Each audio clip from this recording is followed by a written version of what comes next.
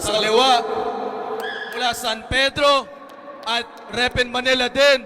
Magingay para kay Daddy Joe D.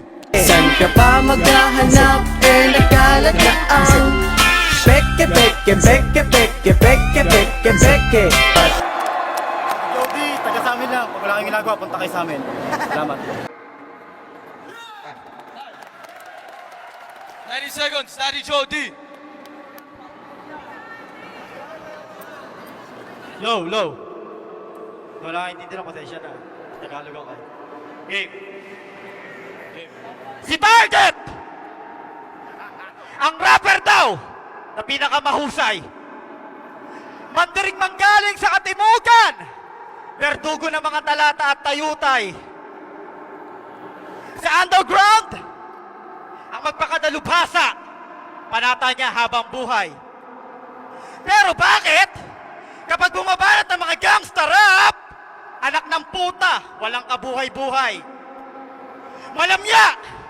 Ang akala mo tuloy, kumakanta ng Release Me ni Engelbert. Kaya kahit anong taas ng lipad mo, patapon ka pa rin, Angry Birds. Alam mong wala nang lunas ang katangahan mo, tinatakpan na lang ng kasikatan. Popularidad! Yan lang ang lamang ni Target, kaya pwede niyo siyang paniwalaan. At pwede mo akong tawanan. Kasi dahil doon sa huli kong laban, ako ay talunan.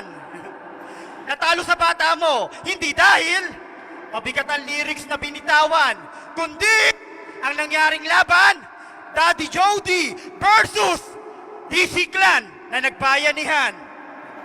Ang game plan, si Target ang coach. Para di mawala yung baboy niyang alaga, mayat maya binubulungan. Mga despiradong manalo, nakakaawa naman. Mga tanga, kayo ang nagmukhang mangmang. Dahil pinagtulungan niyo ako, pinatunayan niyo lang na hindi niyo kayang talunin si Daddy Jody nang hindi pinagtutulungan. Totoo yun, di ba? Ikaw yung simbolong dilaw ni Cory Aquino na pinaniwalaan ng karamihan.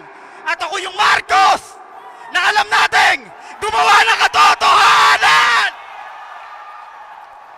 Paul na rin ang bayan, pero kanyang pinigilan. Alam niyo kung bakit? Yung Hacienda Luisita, bakalantahin! Kaya ngayon, makakakita kayo ng sikat na walang utak kung paano patayin ng isang lagwenyo na tumitindi ang utak. Pero huwag ka mag-alala, kasi kahit hindi ka magaling, sikat ka naman.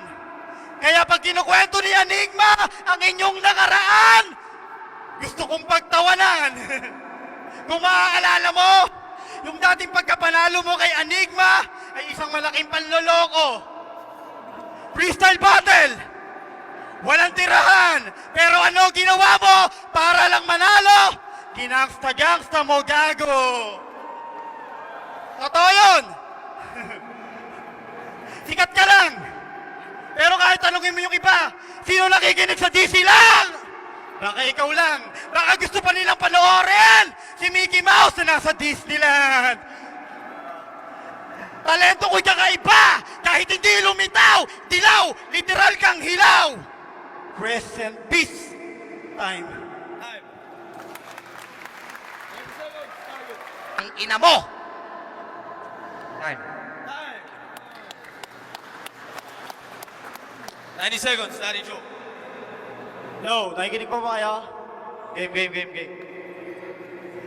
Oh, Target! Ikaw na si Freddy! Kasi ang mapatay mo ako hanggang panaginip na lang! Ako si Jason! Papatayin kita gamit ang masakit! Nakatotohanan! Si Tar! Diawat!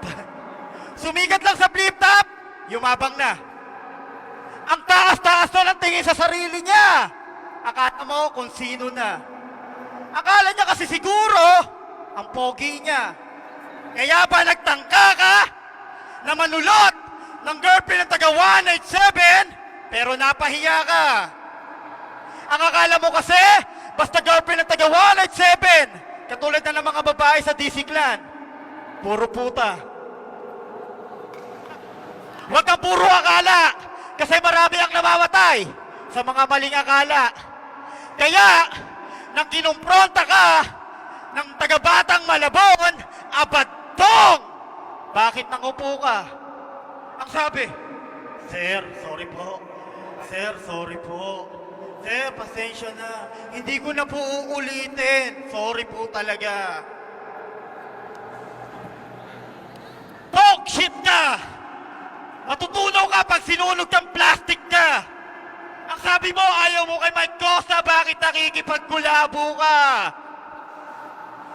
At kung bababa lang si Francis M. mula sa kalangitan, ikaw ang unang papatukan nito. Kasi sa totoo lang, bumadoy ang kanta ni Kiko nung inirevive mo ang Colaido. Kaya huwag kang presko, amoy ko na baho mo, masyado kang homo. Kapag pakiramdam mo, matatalo ka sa flip-top, ang inihiling mo yung laban. Gawin na lang promo. At ito pa pinakamasakit. Sa pagkatalo ko sa kagrupo mo, wala yung saysay. Kasi dito sa flip-top, ang pananaw ko ay parang motto ng Barangay Ginebra. Never say die. Kaya hindi ito pataasan ng lipad, target, patalinuhan to, pangit.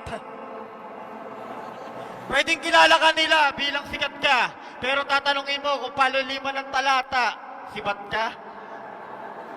Ang kaibahan natin, hindi ako asintado, pero wag mong isipin, hindi na kita kayang tamaan. Kasi ang mga linya ko ay parang bala ng mga barel ni Asyong Salonga at target ka lang. Kung di nyo na-get, panoorin nyo ito uli. Baka sakaling maisip nyo na si target baka pwede pang manalo uli. Bye. Huling 90 seconds. Huling 90 seconds, Danny Jody. No, listen. Umira!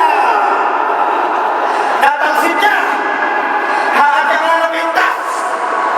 Itsura mo parang pinabuhan! Pinakamalalang pintas! Na hindi na gumaling! Kahit masuri sa ekspertong mananawas! Kaya ang payo ng matandang manggayabon, kapag ganyang hindi ang pinuhuli, dahon ang mayabas sa panlanggas! Pero kalma lang. Kasi baka si target mapikon. Baka magpupok sa sulong at tuminom ng isang plasong laso. Alam mo ba, ang paglaban mo sa akin ay parang pinasapat mo yung mukha mo kay Tyson. Dahil ang tsansa mo ng manalo kapag nagkaroon na nagkamandag ang Python. Pero kung ayaw mo naman natawalan, pues, gagawin natin matiramang pagkapatay ko.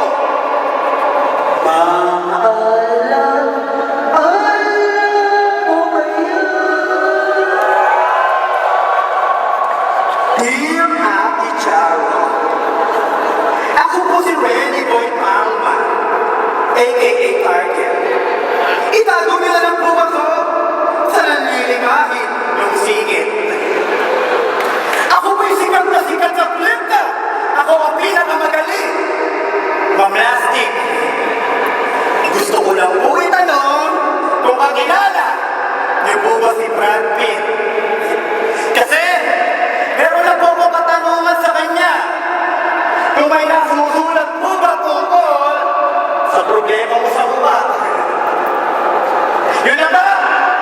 Ano mo bang hinihintay natin? Tan-tan-tan-tan-tan! Yan! May nasusulat niya. Basa! Tigidig, tigidig, tigidig, tigidig. Tigidig, tigidig, tigidig. Narinig mo? Tigidig, tigidig, tigidig, tigidig. Ang ina sa